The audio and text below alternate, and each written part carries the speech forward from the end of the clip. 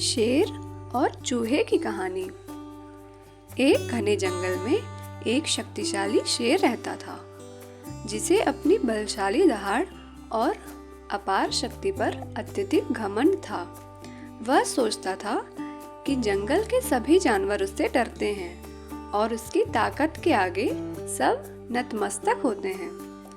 एक दिन जब वह शिकार की तलाश में था, अचानक वह एक शिकारी के बिछाए गए जाल में फंस गया।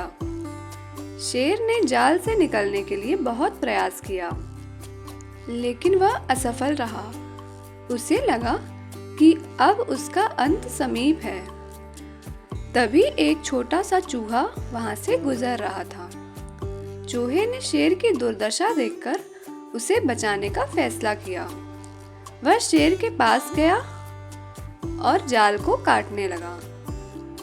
शेर ने सोचा कि इतना छोटा जीव उसे कैसे बचा पाएगा, लेकिन चूहे ने अपने छोटे छोटे दांतों से जाल को काट दिया और शेर को आजाद कर दिया।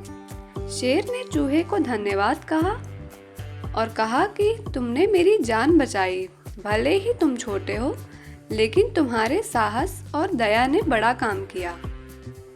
उस दिन शेर ने सीखा कि आकार या उपस्थिति के आधार पर किसी को कम नहीं आंका जा सकता। छोटा होने के बावजूद चूहे ने उसे एक अनमोल सीख दी। शेर ने उस चूहे से वादा किया कि वह हमेशा उसका ध्यान रखेगा और कभी भी उसे या अन्य छोटे जानवरों को हल्के में नहीं लेगा।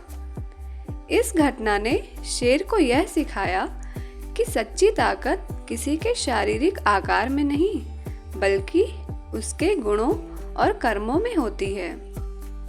इस घटना के बाद जंगल के सभी जानवरों ने देखा कि कैसे एक छोटा चूहा एक शक्तिशाली शेर की मदद कर सकता है। इससे उनमें आपसी समझ और सहयोग की भावना मजबूत हुई।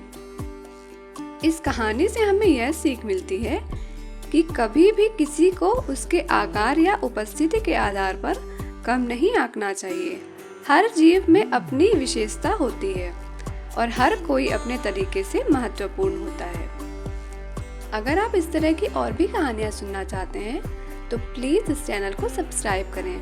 धन्यवाद।